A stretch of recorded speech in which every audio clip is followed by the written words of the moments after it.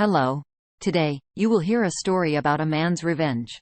I spent my childhood in a port town, so it is not surprising that I could not live without the sea.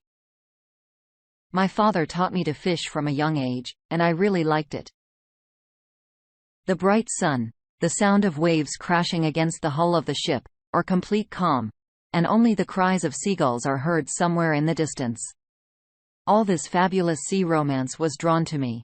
I was completely entangled in these nets. And of course, the excitement of fishing has ingrained in my heart. These first fish, which I myself hauled aboard the ship, were an incredible achievement for me.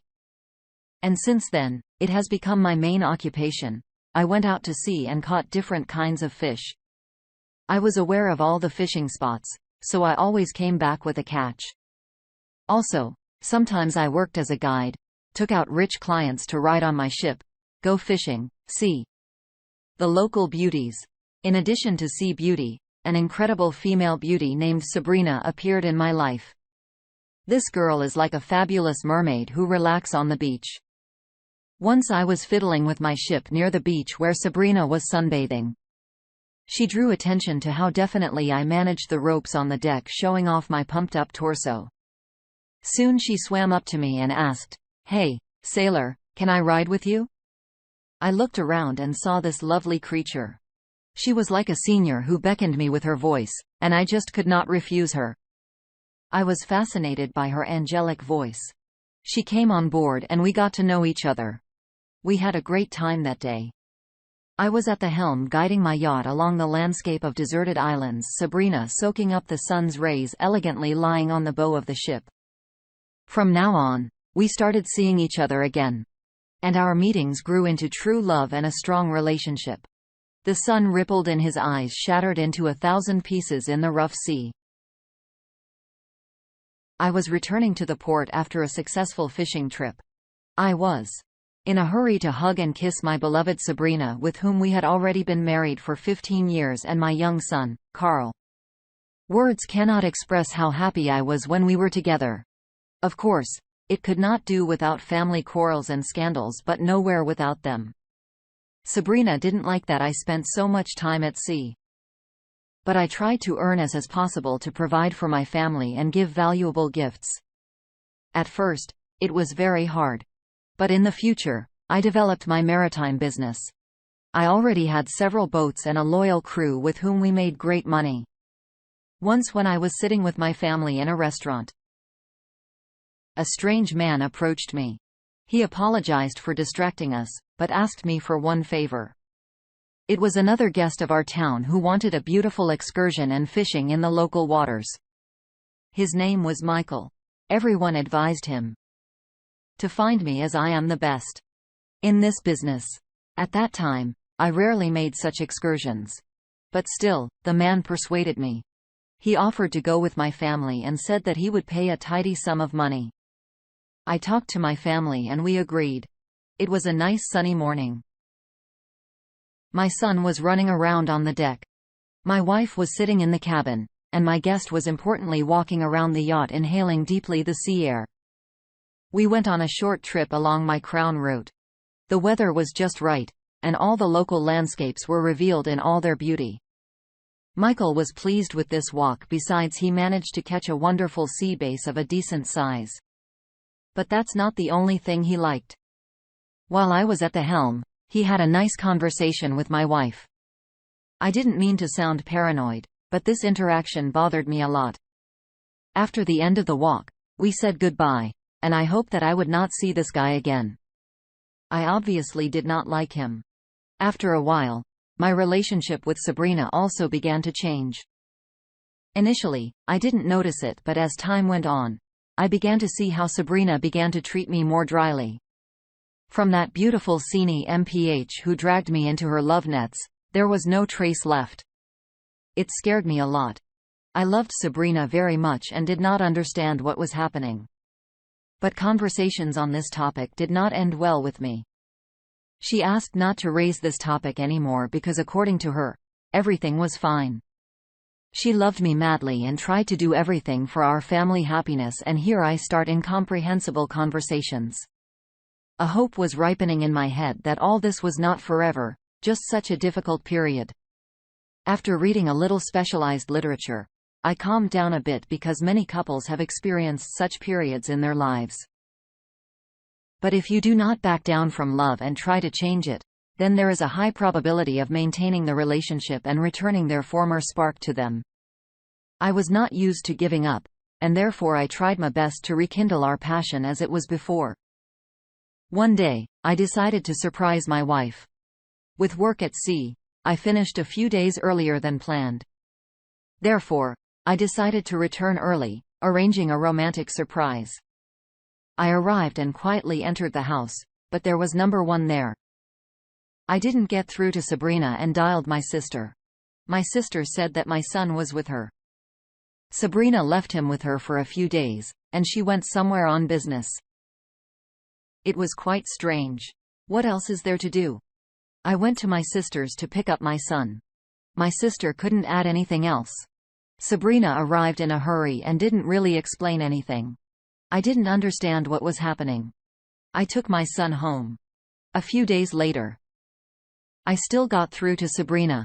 She scaredly asked what I was doing at home so early. I confessed that I wanted to surprise her. Sabrina apologized for not warning me, saying that she had gone to a nearby town to settle some business in connection with the death of her aunt. She did not want to drag the baby into this routine. On the one hand, I felt a lot better, but I still had an incomprehensible feeling that there was still something wrong here. These suspicions began to gnaw at me. I decided to take a break from it all. I wanted to be alone. I asked my sister to sit with my son for a day, and I went out to sea on my yacht to enjoy the majesty of the Varsa. Here I could finally calm down. A few hours later, I was sailing near one of the beautiful islands. Sometimes I took pictures of these beautiful landscapes with a camera attached to my head. This time, I also decided to photograph the beautiful nature, but suddenly I noticed a boat unfamiliar to me more near the shore. There was usually number one here. On a small stretch of beach, I suddenly noticed two people. Through binoculars, I saw that it was my wife, and next to her was Michael, upon seeing whom I was shocked. What is she doing here? I decided to mourn and go ashore, but when I went ashore, they were gone. I started looking for this couple along the shore. Suddenly, I saw that not far between the trees there was a tent. I approached this tent and wanted to call out to them, but suddenly, I heard their heavy breathing. Holding my breath, I crept up to the small window in the tent. When I looked there, I was simply dumbfounded by what I saw. That sugary bastard had my wife right in front of me. My rage knew no bounds. I jerked this tent so that the pegs hammered into the ground scattered in different directions.